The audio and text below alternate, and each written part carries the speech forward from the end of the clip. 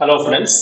இந்த வீடியோல நம்ம இன்னைக்கு என்ன கான்செப்ட் பார்க்க போறோம் அப்படின்னா அப்சார்ப்ஷன் ஆஃப் எக்ஸ்ரேஸ். என்னோட சேனல்ல 2 டேஸ்க்கு முன்னாடி ஒரு வீடியோ போஸ்ட் பண்ணியிருந்தேன். அதுல வந்து எக்ஸ்ரேஸை பத்தி கொஞ்சம் டிஸ்கஸ் பண்ணியிருந்தேன். அதோட கண்டினியூவேஷனா தான் வந்து இந்த வீடியோ இருக்க போகுது. அதாவது எக்ஸ்ரேஸ் சம்பந்தப்பட்ட கான்செப்ட்ஸை தான் நம்ம வந்து இனி வரப்போற 1 or 2 வீடியோஸ்ல நம்ம பார்க்க போறோம். எதனால எக்ஸ்ரேஸ் பத்தி பார்த்துட்டு இருக்கோம் அப்படின்னா UGTRB பிசிக்ஸ் சிலபஸ்ல சாலிட் ஸ்டேட் பிசிக்ஸ்ங்கிற யூனிட்ல இந்த எக்ஸ்ரே சம்பந்தப்பட்ட கான்செப்ட்ஸ் எல்லாம் இன்க்ளூட் பண்ணியிருக்காங்க. ஸோ அதனாலதான் நம்ம எக்ஸ்ரேஸை பத்தி நம்மளோட சேனல்ல டிஸ்கஸ் பண்ணிட்டு இருக்கோம். என்னோட ப்ரீவியஸ் வீடியோல production of X-rays by Coolidge tube method அப்படிங்கிற ஒரு கான்செப்டை பத்தி நான் டிஸ்கஸ் பண்ணியிருந்தேன். இப்போ இன்னைக்கு வீடியோல அப்சார்ப்ஷன் ஆஃப் எக்ஸ்ரேஸ் இதை பத்தி வந்து நம்ம பார்க்கலாம். அதே மாதிரி எக்ஸ்ரே அப்சார்ப்ஷன் எட்ஜ் அப்படின்னா என்னங்கிறதையும் நம்ம பார்க்கலாம். ஃபர்ஸ்ட் வந்து அப்சார்ப்ஷன் ஆஃப் எக்ஸ்ரேஸ்.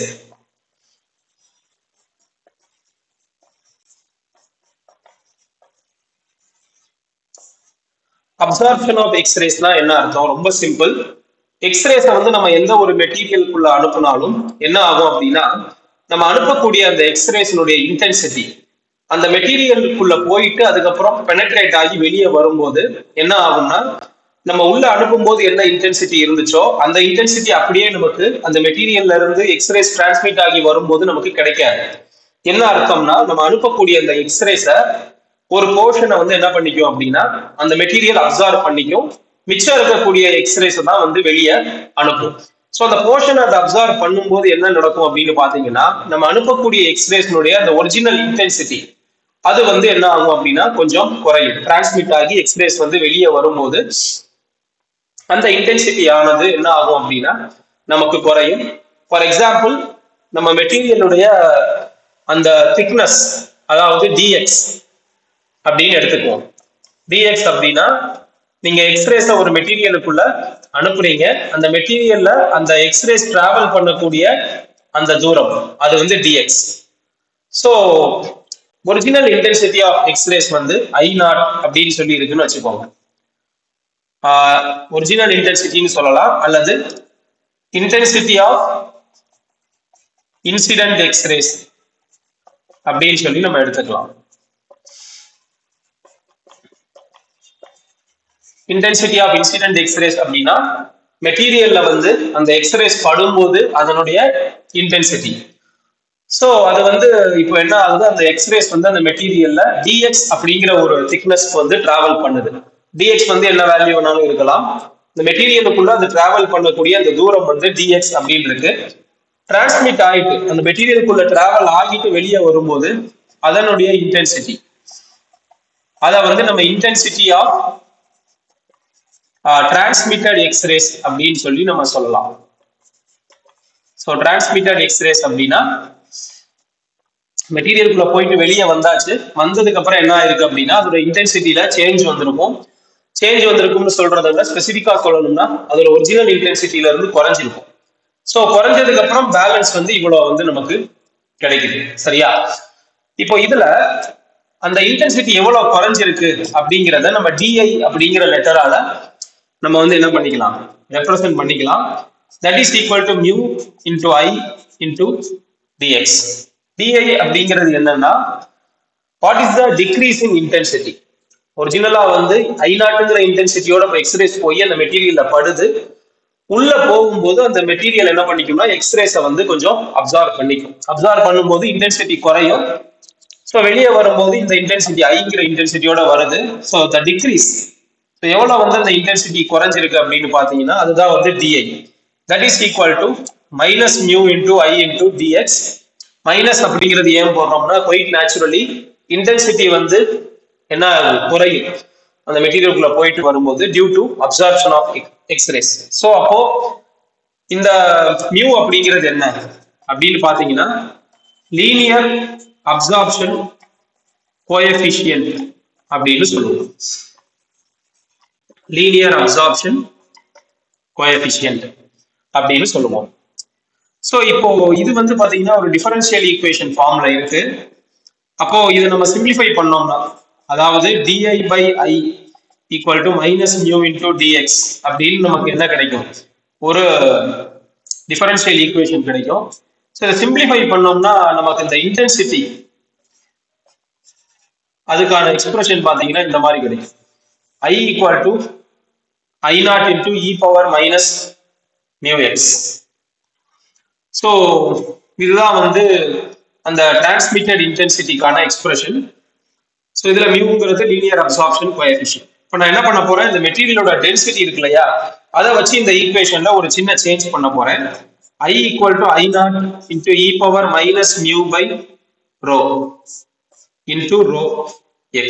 ஸோ என்ன பண்ணிருக்கேன், இந்த டேர்ம்ல நான் என்ன பண்றேன், டென்சிட்டி ஆஃப் த மெட்டீரியலோட மல்டிப்ளை பண்ணி அதை வந்து நம்ம என்ன பண்றோம், டிவைட் பண்றோம். ஸோ இதை நீங்க மறுபடியும் கேன்சல் அவுட் பண்ணீங்கன்னா மறுபடியும் e power minus mu x தான் வரப்போகுது. ஸோ இதுல அந்த மியூவோட நான் ஒரு ரோ டென்சிட்டி ஆஃப் த மெட்டீரியலால டிவைட் பண்ணிட்டு இன்னொரு ரோவால இந்த எக்ஸை மல்டிப்ளை பண்ணிருக்கேன், அவ்வளவுதான். ஸோ இந்த மைனஸ் மியூ பை ரோ இருக்கு இல்லையா, இதை வந்து நம்ம என்ன சொல்றோம் அப்படின்னா மாஸ் அப்சார்ப்ஷன் கோஎஃபிஷியன்ட். மைனஸ் வந்து ஆல்ரெடி வந்து இந்த ஈக்குவேஷன்ல இருக்கு. இந்த மியூ பை ரோ அப்படிங்கிறது மியூ எம் அப்படின்னு சொல்லும் போது இதை வந்து நம்ம மாஸ் அப்சார்ப்ஷன் கோஎஃபிஷியன்ட் அப்படின்னு சொல்றோம். Mass absorption coefficient.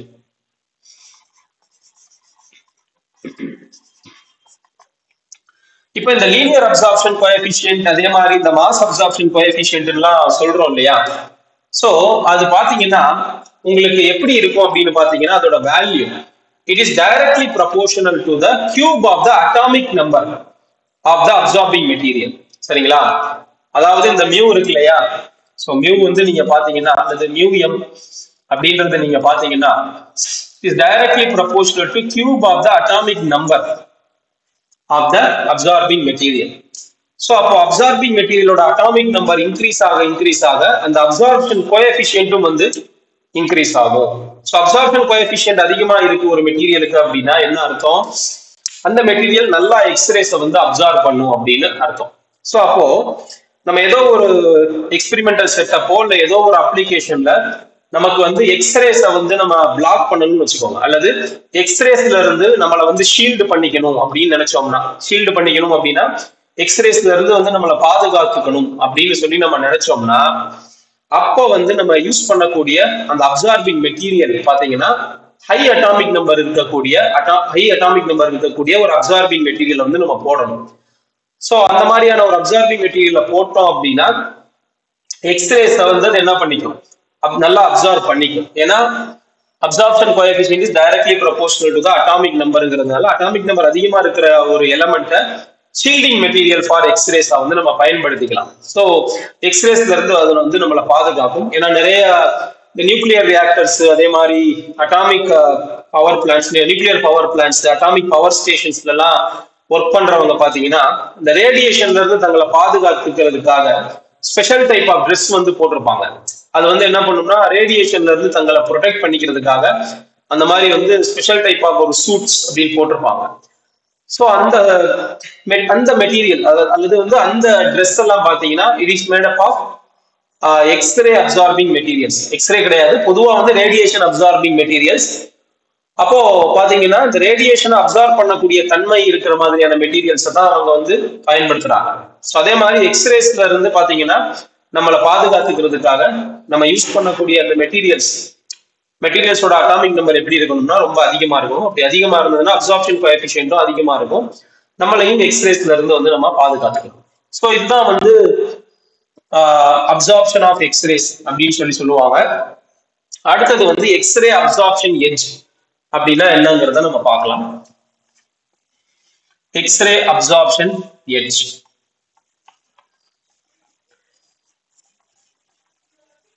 So X-ray absorption edge அப்படின்னா என்ன?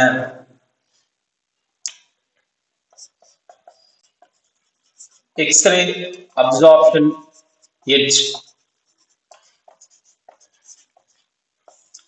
எக்ஸ்ரே அப்சார்ப்ஷன் எட்ஜ் அப்படின்னா என்ன அர்த்தம்னு கேட்டீங்கன்னா, இப்போ வந்து நம்ம எக்ஸ்ரேஸ மெட்டீரியல்ஸ் மேல நம்ம படம் வைக்கிறோம், பட்டா அந்த மெட்டீரியல்ஸ் வந்து அதை அப்சார்ப் பண்ணும். சரிங்களா? ஸோ இப்போ பாத்தீங்கன்னா ஃபர்ஸ்ட் நம்ம எக்ஸ்ரேஸை வந்து அனுப்பும் போது ஹை எனர்ஜி இருக்கக்கூடிய எக்ஸ்ரேஸை அனுப்புறோம் ஒரு மெட்டீரியல் மேல. இது வந்து கன்சிடர் திஸ் சிச்சுவேஷன். இந்த சிச்சுவேஷனை வந்து நீங்க யோசிச்சு பாருங்க. ஏதோ ஒரு மெட்டீரியல் இருக்கு, அந்த மெட்டீரியலுக்குள்ள நம்ம ஹை எனர்ஜி இருக்கக்கூடிய எக்ஸ்ரேஸை அனுப்புறோம். ஹை எனர்ஜி அப்படின்னா வேவ் லென்த் வந்து வெரி லோ இல்லையா? எனர்ஜியும் அந்த வேவ் லென்த்தும் inversely proportional. So high energy இருக்கக்கூடிய எக்ஸ்ரேஸை நம்ம மெட்டீரியல்ஸ் மேல பட வைக்கும் போது அந்த ஹை எனர்ஜி இருக்கக்கூடிய எலக்ட்ரான்ஸ் என்ன பண்ணும்னா மெட்டீரியல்ஸுடைய கே ஷெல்ல இருக்கக்கூடிய எலக்ட்ரான்ஸை அது வந்து என்ன பண்ண முடியும், எஜெக்ட் பண்ண முடியும். அதாவது அந்த எக்ஸ்ரேஸோட எனர்ஜி ரொம்ப அதிகமா இருக்கிற காரணத்தினால ஆட்டம்ஸோட கே ஷெல்ல இருக்கக்கூடிய எலக்ட்ரான்ஸையே அதனால என்ன பண்ண முடியும், வெளியே எடுத்துட முடியும். இப்போ நார்மலா வந்து பாத்தீங்கன்னா நம்ம இந்த கெமிக்கல் ரியாக்ஷன்ஸ் அதே மாதிரி கெமிஸ்ட்ரி சம்பந்தப்பட்ட கான்செப்ட்ஸ் எல்லாம் படிக்கும்போது வந்து நம்ம படிச்சிருப்போம். பொதுவா வந்து ஒரு ஆட்டம் இருக்குன்னா அதோட அவுட்டர் மோஸ்ட் ஷெல்ல இருக்கக்கூடிய எலக்ட்ரான்ஸ் தான் வந்து ஈஸியா ரிமூவ் பண்ணக்கூடிய எலக்ட்ரான்ஸா வந்து இருக்கும். அதாவது அந்த அவுட்டர் மோஸ்ட் ஷெல்ல இருக்கக்கூடிய electrons are loosely bound to the ஆட்டம்ஸ்னு சொல்லுவாங்க. ஸோ பொதுவா வந்து அந்த கெமிக்கல் ரியாக்ஷன்ஸ் ஈடுபடுறதெல்லாம் பாத்தீங்கன்னா அந்த அவுட்டர் மோஸ்ட் ஷெல்ல இருக்கக்கூடிய எலக்ட்ரான்ஸ் தான். ஏன்னா அது வந்து பாத்தீங்கன்னா நியூக்ளியஸ்ல இருந்து ரொம்ப தூரத்துல இருக்கிறதுனால நியூக்ளியஸோட அட்ராக்டிவ் ஃபோர்ஸ் வந்து அங்க கம்மியா இருக்கும் அந்த எலக்ட்ரான்ஸ் மேல. அப்ப வந்து என்ன பண்ண முடியாது அப்படின்னா அதனால வந்து டைட்லி பவுண்டா இருக்க முடியாது, அந்த ஆட்டமோட டைட்லி பவுண்டா இருக்க முடியாது. ஏன்னா ஃபோர்ஸ் ஆஃப் அட்ராக்ஷன் வந்து குறைஞ்சு போயிருக்கு, ரொம்ப தூரத்துல இருக்கிறதுனால ஃபோர்ஸ் ஆஃப் அட்ராக்ஷன் வந்து அந்த அவுட்டர் மோஸ்ட் எலக்ட்ரான்ஸுக்கு நியூக்ளியஸோட ஃபோர்ஸ் ஆஃப் அட்ராக்ஷன் குறைஞ்சு போயிருது அவுட்டர் மோஸ்ட் ஷெல்ல இருக்கக்கூடியது. ஸோ அதனால வந்து உங்களுக்கு என்ன ஆகும் அப்படின்னா அவுட்டர் மோஸ்ட் ஷெல்ல இருக்கக்கூடிய எலக்ட்ரான்ஸ் ரொம்பவே ஃப்ரீயா இருக்கும். ஸோ அப்போ ஏதாவது கெமிக்கல் ரியாக்ஷன் நடந்ததுன்னா அவுட்டர் மோஸ்ட் ஷெல்ல இருக்க எலக்ட்ரான்ஸ் வந்து ஈஸியா ஆட்டமை விட்டு வெளியே போயிடும். ஆனா அந்த கே ஷெல் அப்படிங்கிறது பாத்தீங்கன்னா நியூக்ளியஸுக்கு இமீடியட்டா பக்கத்துல இருக்கக்கூடிய ஒரு ஷெல். அப்ப பாத்தீங்கன்னா அந்த நியூக்ளியஸ்க்கு ரொம்ப பக்கத்துல இருக்கிறதுனால நியூக்ளியஸோட அட்ராக்டிவ் ஃபோர்ஸ் வந்து இந்த கே ஷெல் எலக்ட்ரான்ஸ் மேல ரொம்ப அதிகமா இருக்கும். அப்ப அந்த எலக்ட்ரான்ஸை ரிமூவ் பண்ணணும் அப்படின்னா அது அவ்வளவு ஈஸி கிடையாது. ஸோ அதிகமான எனர்ஜியை சப்ளை பண்ணாதான் அந்த கே ஷெல் எலக்ட்ரான்ஸ் வந்து வெளியே வர முடியும். இப்போ இங்க நம்ம கன்சிடர் பண்ணிருக்கக்கூடிய எக்ஸ்ரேஸ் வந்து பாத்தீங்கன்னா high energy X-rays. So high energy இருக்கக்கூடிய எக்ஸ்ரேஸை வந்து நம்ம அனுப்பும் போது பாத்தீங்கன்னா என்ன ஆகும்னு பாத்தீங்கன்னா கே ஷெல்ல இருக்க எலக்ட்ரான்ஸையே அது என்ன பண்ணிடும் அப்படின்னா எஜெக்ட் பண்ணிடும், ரிமூவ் பண்ணிடும். ஸோ ரிமூவ் பண்ணுது. இப்போ நம்ம என்ன பண்றோம், இன்னும் கொஞ்சம் நம்ம அனுப்பக்கூடிய அந்த எக்ஸ்ரேஸினுடைய அந்த வேவ் லென்த்தை நம்ம என்ன பண்றோம்னா இன்னும் கொஞ்சம் இன்க்ரீஸ் பண்றோம். வேவ் லென்த் ஆஃப் எக்ஸ்ரேஸ் நம்ம இன்க்ரீஸ் பண்ணோம்னா என்ன ஆகும், எனர்ஜி ஆஃப் எக்ஸ்ரேஸ் வந்து ஆட்டோமேட்டிக்கா டிக்ரீஸ் ஆகும். இப்போ எனர்ஜி ஆஃப் எக்ஸ்ரேஸ் வந்து ஆட்டோமேட்டிக்கா டிக்ரீஸ் ஆகும்போது என்ன ஆயிடும் அப்படின்னா அந்த மெட்டீரியலோட அந்த நேச்சர், அதாவது அந்த மெட்டீரியலோடைய அந்த கே ஷெல்ல இருக்கக்கூடிய எலக்ட்ரான்ஸை இப்போ இதனால என்ன பண்ண முடியாது, எஜெக்ட் பண்ண முடியாது. ஏன்னா முதல்ல நீங்க அனுப்பும் போது ஹை எனர்ஜி இருக்கக்கூடிய எக்ஸ்ரேஸ் அனுப்புனீங்க, அது கே ஷெல்ல இருக்க எலக்ட்ரான்ஸை வெளியே எடுத்துருச்சு. இப்ப அதே எக்ஸ்ரேஸ் தான் நீங்க வந்து ஏதோ ஒரு அப்பேரண்டஸை வச்சு அந்த எக்ஸ்ரேஸோட எனர்ஜியை குறைக்கிறீங்கன்னா வேவ் லென்த்தை இன்க்ரீஸ் பண்றீங்க. அப்படி பண்ணும்போது என்ன ஆயிடுது அப்படின்னு பாத்தீங்கன்னா உங்களுக்கு வந்து சடனா வந்து என்ன ஆகுது, அந்த மெட்டீரியல் இருக்கக்கூடிய கே ஷெல் எலக்ட்ரான்ஸை வந்து அதால என்ன பண்ண முடியல, வெளியே எடுக்க முடியல. அப்போ அதோட அப்சார்ப்ஷன் கோஎஃபிஷியன்ட் வந்து சடனா என்ன ஆகுது அப்படின்னா டிராப் ஆகும். சரிங்களா? ஏன்னா கே ஷெல் எலக்ட்ரான்ஸ் வந்து அப்சார்ப் பண்றதுனாலதான், அந்த ஹை எனர்ஜி எக்ஸ்ரேஸை அப்சார்ப் பண்றதுனாலதான் உங்களுக்கு வந்து என்ன ஆகுது, அந்த இடத்துல வந்து கே ஷெல் எலக்ட்ரான்ஸே வெளியே வருது. அப்போ அப்சார்ப்ஷன் கோஎஃபிஷியன்ட் வந்து அங்க அதிகம் இல்லையா, அப்சார்ப்ஷன் கோஎஃபிஷியன்ட் வந்து அங்க அதிகம். இப்போ வந்து நீங்க வேவ் லென்த்தை இன்க்ரீஸ் பண்ணிடுறீங்க அடுத்து. ஸோ அப்படியே என்ன பண்ணிக்கிட்டே வர்றீங்க, வேவ் லென்த்தை கொஞ்சம் கொஞ்சமா இன்க்ரீஸ் பண்ணிக்கிட்டே வர்றீங்க, வேற ஒண்ணுமே கிடையாது. ஸோ ஏதோ ஒரு அப்பேரண்டஸை வச்சுக்கிட்டு நீங்க என்ன பண்றீங்க, ஃபர்ஸ்ட் ஹை எனர்ஜி எக்ஸ்ரேஸை கொடுக்குறீங்க. ஹையஸ்ட் எனர்ஜி எக்ஸ்ரேஸ் அப்படின்னா வேவ் லென்த் வந்து லோயஸ்ட்னு அர்த்தம். ஸோ அது கே ஷெல் எலக்ட்ரான்ஸை எஜெக்ட் பண்ற லெவலுக்கு இருக்கு. பட் அதுக்கப்புறம் நீங்க எனர்ஜி ஆஃப் எக்ஸ்ரேஸ் வந்து குறைக்கிறீங்க, that means you are increasing the wavelength. அப்போ வந்து என்ன பண்ண முடியாது அப்படின்னா அந்த கே ஷெல் எலக்ட்ரான்ஸ் அதனால வந்து என்ன பண்ண முடியாது, எஜெக்ட் பண்ண முடியாது. So absorption coefficient of the material வந்து குறைஞ்சு போயிடும். ஸோ அப்போ நீங்க ஒரு கிராஃப் பிளாட் பண்ணீங்க அப்படின்னா அந்த கிராஃப்ல வேவ் லென்த் ஆஃப் எக்ஸ்ரேஸை வந்து நீங்க எக்ஸ் ஆக்சிஸ்ல வச்சுக்கோங்க. வேவ் லென்த் ஆஃப் எக்ஸ்ரேஸ் வந்து எக்ஸ் ஆக்சிஸ்லயும் லீனியர் அப்சார்ப்ஷன் கோஎஃபிஷியன்ட் அதை வந்து ஒய் ஆக்சிஸ்லயும் நீங்க வச்சுக்கிறீங்க.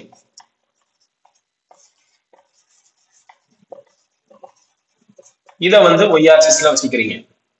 ஸோ என்ன ஆகும்னு கேட்டீங்கன்னா வேவ் லென்த் வந்து இனிஷியலா ரொம்ப கம்மி, எனர்ஜி வந்து அதிகம். ஸோ அப்போ பாத்தீங்கன்னா அப்படி ஒரு பீக். ஸோ இதுக்கப்புறம் ஃபர்தரா வேவ் லென்த்தை இன்க்ரீஸ் பண்ணும்போது சடனா ஒரு டிராப். அதுக்கப்புறம் இது பாத்தீங்கன்னா இங்க இருந்து திரும்ப நீங்க வந்து என்ன பண்ணிக்கிட்டே வர்றீங்க, வேவ்லென்த் ஆஃப் எக்ஸ்ரேஸை இன்க்ரீஸ் பண்றீங்க. அப்ப அப்சார்ப்ஷன் கோஎஃபிஷியன்ட் வந்து கூடிக்கிட்டே போகும். ஒரு ஸ்டேஜ்ல எல் ஷெல்ல இருக்கக்கூடிய எலக்ட்ரான்ஸ் அது என்ன பண்ணிரும், எஜெக்ட் பண்ணிரும். ஃபர்தரா வந்து திரும்ப நீங்க வேவ்லென்த்தை கூட்டுறீங்கன்னா அந்த எலக்ட்ரான்ஸையும் அதால வந்து எஜெக்ட் பண்ண முடியாது. So sudden drop in that absorption coefficient வந்து நீங்க இங்க பார்க்கலாம். அப்புறம் ஸ்டில் ஃபர்தரா வந்து நீங்க வேவ்லென்த் ஆஃப் எக்ஸ்ரேஸை வந்து கூட்டுறீங்க. ஸோ என்ன ஆகும், மறுபடியும் வந்து அப்சார்ப்ஷன் கோஎஃபிஷியன்ட் கூடும். ஃபர்தரா வந்து நீங்க திரும்ப வேவ்லென்த் ஆஃப் எக்ஸ்ரேஸை இன்க்ரீஸ் பண்ணீங்கன்னா sudden drop in wavelength of X rays increase ஆகும்போது sudden drop in that absorption coefficient. ஏன்னா அப்சார்ப்ஷன் கோஎஃபிஷியன்ட் தான் ஒய் ஆக்சிஸ்ல இருக்கு. ஸோ இன்னும் வந்து நீங்க ஃபர்தரா வந்து இன்க்ரீஸ் பண்ணிக்கிட்டே போறீங்க. திரும்ப வந்து சடனா ஒரு டிராப். ஸோ பாத்தீங்கன்னா அங்கங்க பாருங்க இந்த ஸ்ட்ரெயிட் லைன், அதாவது parallel to y axis இருக்கு பாருங்க. இந்த இடத்துலலாம் உங்களுக்கு என்ன ஆயிருக்கு அப்படின்னா இந்த பர்டிகுலர் வேவ் லென்த்ல, ஸோ நீங்க இங்க பாத்தீங்கன்னா தெரியும். ஸோ இந்த பர்டிகுலர் வேவ் லென்த்ஸ்ல உங்களுக்கு என்ன ஆயிருக்கு அப்படின்னு பாத்தீங்கன்னா டிராஸ்டிக்கா வந்து அப்சார்ப்ஷன் கோஎஃபிஷியன்ட் வந்து உங்களுக்கு என்ன ஆயிருக்கு, குறைஞ்சிருக்கு இல்லையா? ஸோ இங்க பாத்தீங்கன்னாலும் உங்களுக்கு தெரியும். ஸோ இதை நம்ம வேற கலர்ல மார்க் பண்ணோம்னா இது வந்து கே, இது வந்து பாத்தீங்கன்னா L1 L2 L3.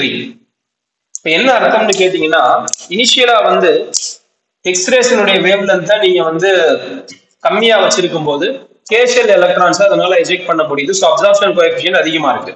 ஃபர்தரா வேவ் லென்த்தை இன்க்ரீஸ் பண்ணும்போது ஒரு பர்டிகுலர் வேவ் லென்த்ல சடனா அப்சார்ப்ஷன் கோஎஃபிஷியன்ட் டிராப் ஆகுது. ஸோ எந்த வேவ் லென்த்ல absorption linear absorption coefficient of X rays டிராஸ்டிக்கா டிராப் ஆகுதோ அந்த வேவ் லென்த்தை தான் எக்ஸ்ரே அப்சார்ப்ஷன் எட்ஜ்னு சொல்லுவாங்க. இங்க பாத்தீங்கன்னா இந்த இடத்துல கேஷியலோட எலக்ட்ரான்ஸை எஜெக்ட் பண்ணக்கூடிய அளவுக்கு இருந்த எக்ஸ்ரேஸ் உடைய வேவ் லென்த், இந்த வேவ் லென்த்ல அந்த கேஷியல் எலக்ட்ரான்ஸ் அதனால எஜெக்ட் பண்ண முடியாம போகுது. இங்க வந்து உங்களுக்கு இந்த பர்டிகுலர் வேவ் லென்த்ல சடனா அப்சார்ப்ஷன் கோஎஃபிஷியன்ட் குறையுது. இது வந்து அப்சார்ப்ஷன் ஏஜ் கரஸ்பாண்டிங் டு கேஷியல். ஃபர்தரா வேவ் லென்த்தை நீங்க இன்க்ரீஸ் பண்ணிட்டே போகும்போது இன்னும் எனர்ஜி குறையும். அப்போ அப்சார்ப்ஷன் கோஎஃபிஷியன்ட் வந்து எதுக்கு கூடும், எல் ஷெல்ல இருக்க எலக்ட்ரான்ஸை வந்து அந்த எக்ஸ்ரேஸால எஜெக்ட் பண்ணக்கூடிய அளவுக்கு வந்து அது வந்து கூடிக்கிட்டே போகும். ஆனா இங்க வந்து என்ன ஒரு முக்கியமான விஷயம்னு பாத்தீங்கன்னா அந்த எல் ஷெல்லையே பாத்தீங்கன்னா 2-3 எனர்ஜி லெவல்ஸோட எலக்ட்ரான்ஸ் வந்து இருக்கு, சப் கேட்டகரிஸ் அப்படின்னு சொல்லுவாங்க. ஸோ அப்போ அந்த சப் கேட்டகரிஸ் ஆஃப் எனர்ஜி லெவல்ஸ்ல எலக்ட்ரான்ஸ் இருக்கும்போது ஒவ்வொரு சப் கேட்டகரியிலையும் எனர்ஜி வேல்யூ வந்து வேற வேறையா இருக்கும். ஸோ அப்போ அந்த ஒவ்வொரு பர்டிகுலர் வேவ் லென்த்ல பாத்தீங்கன்னா அப்சார்ப்ஷன் கோஎஃபிஷியன்ட் வந்து உங்களுக்கு சடனா வந்து டிராப் ஆகும். டிராப் ஆன இடங்கள்லாம் பாத்தீங்கன்னா இப்படி ஸ்ட்ரைட் லைன் ஆகும் பிளாக் கலர்ல.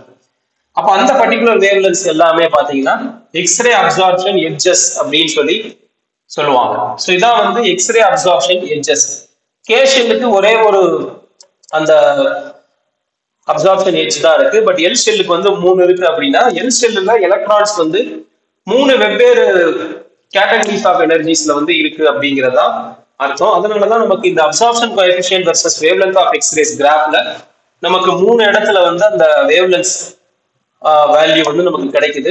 ஸோ அதெல்லாம் வந்து அப்சார்ப்ஷன் எட்ஜஸ் அப்படின்னு சொல்லி நம்ம சொல்லுவோம். இதைதான் எக்ஸ்ரே அப்சார்ப்ஷன் எட்ஜ் அப்படின்னு சொல்லுவாங்க. That is the wavelength at which there is a drastic decrease in the absorption coefficient value அப்படின்னு சொல்லி சொல்லுவாங்க. எக்ஸாக்ட் டெஃபினிஷன் வந்து பிசிக்ஸ் புக்ஸ்ல வந்து நீங்க பார்க்கலாம். அப்சார்ப்ஷன் எட்ஜ்னா எக்ஸ்ரே அப்சார்ப்ஷன் எட்ஜ்னா என்னங்கிறதுக்கு. இந்த வீடியோல நம்ம இன்னைக்கு அப்சார்ப்ஷன் ஆஃப் எக்ஸ்ரேஸும் எக்ஸ்ரே அப்சார்ப்ஷன் எட்ஜ்னா என்னங்கிறத பத்தியும் நம்ம வந்து பார்த்திருக்கோம். அடுத்த வீடியோல நம்ம லாவே எக்ஸ்பெரிமெண்ட்டை பத்தி வந்து நம்ம பார்க்கலாம். தேங்க்ஸ் ஃபார் வாட்சிங் திஸ் வீடியோ.